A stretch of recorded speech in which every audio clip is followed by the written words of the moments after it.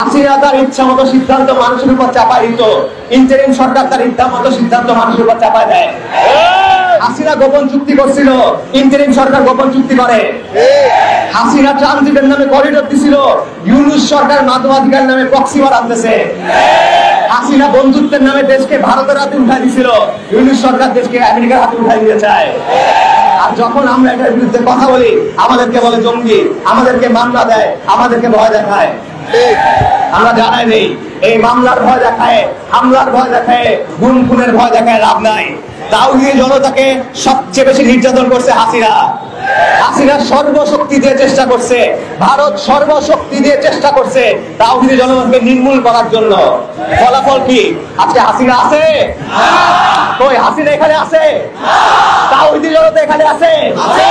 শুনতে পাই না, জোরে বলেন তাওহীদি জনতা আছে। ইনশাআল্লাহ আলহামদুলিল্লাহ তাওহীদি জনতা থাকবে দিনের জন্য, কওমের জন্য, জমিনের জন্য। আমরা first line of defence. India আসুক, আমেরিকা আসুক, তাওহীদি জনতা থাকবে। আমরা দিল্লির গোলামীর জিনজির চিহ্ন করছি, ওয়াশিংটনের গোলামি করার না। এই দিন আবার, এই জমিন আবার, এই দিন আবার, এই জমিন আবার।